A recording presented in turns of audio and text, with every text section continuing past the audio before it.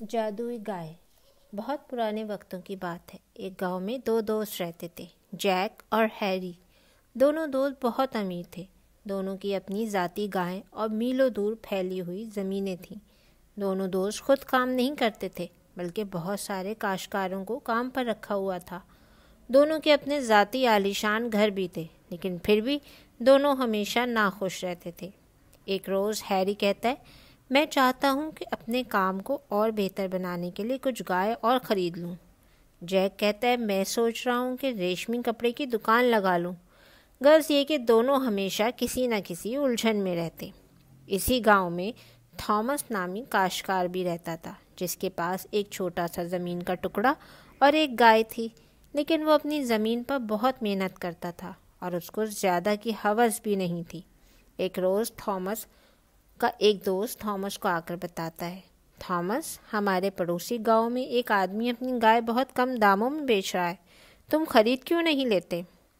Thomas کہتا ہے، میں گائے خرید تو لوں، لیکن اس کی اچھی غذا اور صحت کا خیال میں نہیں رکھ سکتا۔ ان سب کا بھی بہت اخراجات ہوتے ہیں۔ تھامس ایک ایماندار اور محنت کرنے والا انسان تھا۔ جیک اور ہیری تھامس کو اتنی محنت کرنے کے باوجود خوش دیکھ کر حیران ہوتے۔ ہیری کہتے، آخر یہ اپنی ایک گائے اور چھوٹے سے زمین کے ٹکڑے کے ساتھ اتنا خوش کیسے رہتا ہے؟ جیک کہتا ہے، مجھے لگتا ہے اس کی گائے ہماری سارے مویشیوں سے زیادہ صحت مند اور کام کی ہے۔ جیک کہتا ہے، آؤ ہم لوگ تھامس سے اس کی گائے خرید لیتے ہیں۔ یہ کہہ کر دونوں تھامس کے پاس جاتے ہیں۔ ہیلو تھامس، کیا تم ہم کو اپنی گائے بیچو گے؟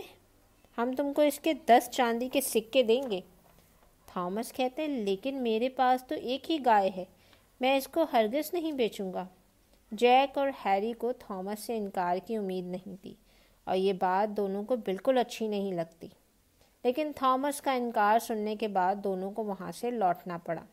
لیکن جیک اور ہیری نے اپنی تھامس سے بدلہ لینے کے لیے رات کو اس کی تمام فصل میں آگ لگا دی، اور تھامس جب صبح سو کر اٹھا تو اس کی ساری فصل جل کر خاک ہو چکی تھی، اور آہستہ آہستہ گھر کا رکھا ہوا راشن بھی ختم ہونے لگا۔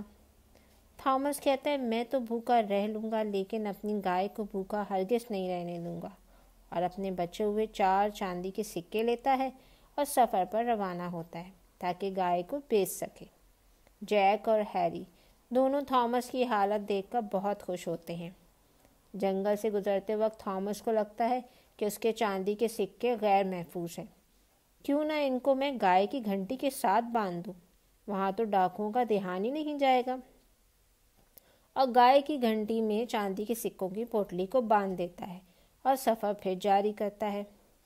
بازار پہنچ کر آرام کرنے کی غرض سے گائے کو ایک درخت کے سائے میں باندھ دیتا ہے اور خود سامنے ہوٹل میں چائے پینے چلا جاتا ہے۔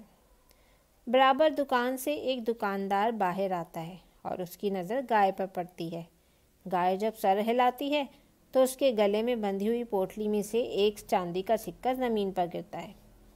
دکاندار آگے بڑھ کر گائے کو دیکھتا ہے تو پھر ایک اور چاندی کا سکہ اس کے گلے سے گرتا ہے، اور دکاندار کو لگتا ہے یہ کوئی جادوئی گائے ہے، اور تھامس کو گائے کے پاس دیکھ کر اس سے پوچھتا ہے، بھائی کیا یہ تمہاری گائے ہے؟ تھامس فوراً سر ہلاتا ہے، ہاں یہ میری ہے، اور دکاندار وقت ضائع کیے بغیر تھامس سے کہتا ہے، کیا آپ مجھے اپنی گائے 500 چاندی کے سکوں کے بدلے میں بیچیں گے؟ اور تھامس اتنی زیادہ قیمت ملنے پر فوراً گائے کا سودا کر لیتا ہے اور واپس اپنے گھر آ جاتا ہے۔ جیک اور ہیری بھی تھامس کو خوش دیکھ کر پریشان ہوتے ہیں اور سوال کرتے ہیں، تمہاری گائے کہاں ہے تھامس؟ تھامس کہتا ہے، وہ تو میں نے 500 چاندی کے سکوں کے عوض فروخت کر دی۔ جیک اور ہیری ہکا بکا اپنا منہ تکتے رہ جاتے ہیں۔ 500 چاندی کے سکوں کی خوشی میں تھامس اپنی چاندی کے سکوں کی پوٹلی گائے کے گلے سے نکالنا بھول جاتا ہے، اور جب وہ پوٹلی دکاندار کو ملتی ہے تو اس کو اندازہ ہوتا ہے کہ یہ کوئی جادوئی گائے نہیں۔ تھامس اپنے لیے ذاتی مویشی خریدتا ہے اور بہت ساری زمین کے ٹکڑے بھی خریدتا ہے اور خود محنت کرتا ہے، یہاں تک کہ اب تھامس دوسرے لوگوں کو روزگار فراہم کر رہا ہے اور اپنا ذاتی اور عالیشان گھر بھی بنا لیتا ہے۔ لیکن جیک اور ہیری آج بھی ہمیشہ کی طرح ناخوش ہیں۔ جی ہاں، جو لوگ خود خوش نہیں رہتے وہ دوسروں کو بھی خوش نہیں دیکھ سکتے، اور دوسروں کی جادوئی گائے پر نظر رکھنے کے بجائے ہم خود محنت کریں تو ہم خوش بھی رہیں گے اور ہماری محنت کا جادو خود رنگ لائے گا۔ Thanks for watching. Like, share, subscribe.